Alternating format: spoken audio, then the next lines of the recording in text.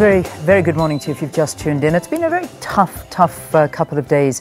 In fact, it's been a tough year for South Africa as we've had to say goodbye to so many of our struggle veterans. And this week, unfortunately, South Africa lost yet another one of its struggle veterans, this time Dr Zola Skweyiya, who passed away on Wednesday. Dr Skweyiya joined the ANC in 1956, where he worked for the organization in various offices and capacities. He also served in President Nelson Mandela's cabinet as Minister of Public Service and Administration and as Minister of Social Welfare under President Thabo Mbeki. Later, he became South Africa's ambassador to the United Kingdom, or as they do call them in Commonwealth countries, High Commissioner, but still an ambassador. To pay tribute to Dr Zola Skweyiya, we're joined in studio now by his former colleague, Ambassador Welile Nhlapo. It's so good to see you, and thank you very, very much for joining us on Morning Live. Obviously, it's a sad time for everybody, and I think what makes it even more poignant is the fact that tomorrow Dr Skweyiya would have been celebrating his 76th birthday. You knew him for many, many years. I first met him in 1978 in Lusaka. I had gone there. I was deployed in London, the London office of the ANC at the time.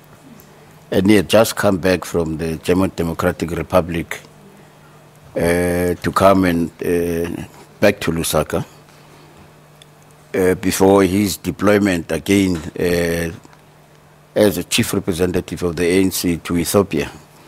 But I met him during that brief period and had a lot of discussions with him, because he was staying with Eddie Funde, who was the head of the ANC youth section at the time, and Cindy Somfenyan, who was working in the ANC Secretary General's office. And those are the people that I was interacting with for the purpose of my visit to headquarters. So I met him during that period. Yeah. And like all the older members of the Tuli detachment, it struck me as somebody who was very, very conscious about the fact that they have the responsibility to make sure that those of us who came later in the early 70s to the ANC have a better and clearer understanding of what this organization is all about. But not only just that, but some of the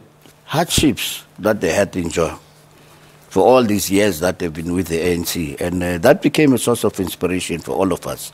So he was one of those people, and he made sure that he engages us in discussions for quite a number of us at a time. I mean, he worked in so many different areas within the ANC, but let's go back to the earlier years, because, I mean, he was also responsible for setting up the ANC office in Addis Ababa in Ethiopia. Yes. During those times, what did you remember him for? You know, those times were very difficult times to engage the OAU, because I think we're just about the only liberation movement then that had an office in Addis Ababa, to make sure that we keep into contact with the Organization of African Unity and engage them on the issues of South Africa, to make sure that South Africa is kept on the map, because we are observers in the summits of the OAU. We just called in to present our case, and then they will then take their own decision. So he had to be there to follow up, to make sure that all issues that have to do with with South Africa, the continent, is kept alive. And he did a very sterling job, because when I arrived there as the first ambassador of South Africa in Ethiopia in 1995, I met a lot of people who still had very, very fond memories of him. Knew him very well and had a very high regard for him, and almost related to him like an ambassador of a sovereign state, because of the way he conducted himself and the way he made sure that they understand the issues around our struggle. You know, one of the, I think, biggest compliments as well given to him was by Kasatu, who basically described him as a champion for the working class and for the poor, and as a diplomat and a crusader for social justice. Really sort of showering him with all of these compliments. You know, is that how you remember him as well?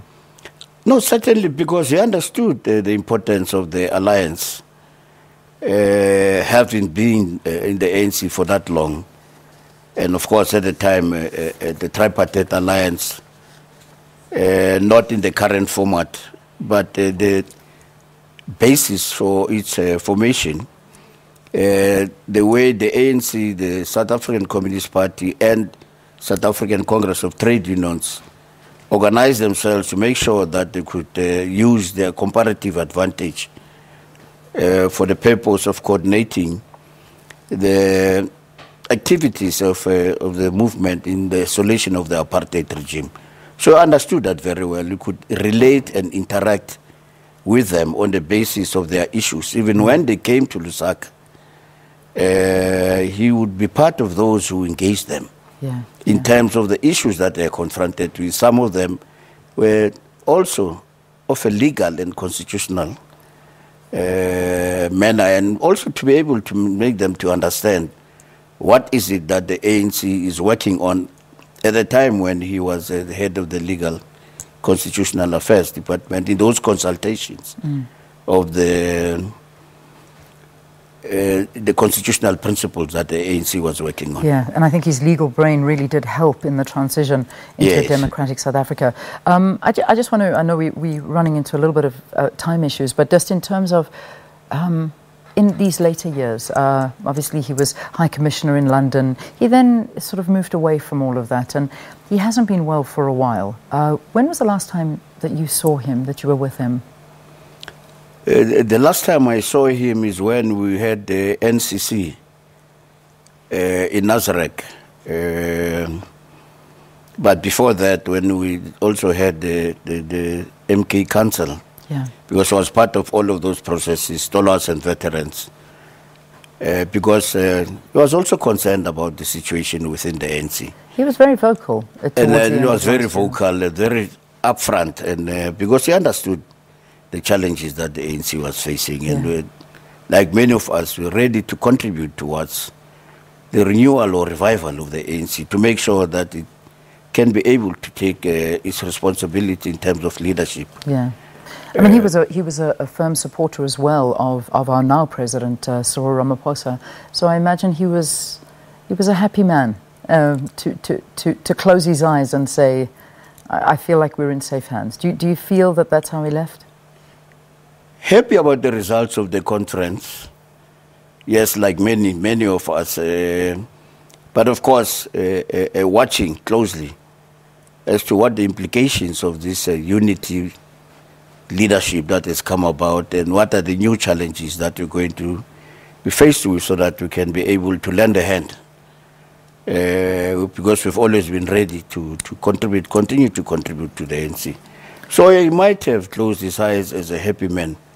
But I think he was looking forward to continue to his contribution towards the consolidation of the ANC. Thank you for talking to us. We really do respect your time and coming in and giving us your views on the late struggle veteran, Dr Zola Skweyiya, who on Wednesday passed away. And of course, he has been given an official funeral, which all the details will be made available to us. And we'll, of course, convey that. But at this point, Ambassador Welile Nhlapo, we thank you very much for your time. Thank you very much. Let's take a break. We've got more after this, and we're going to be talking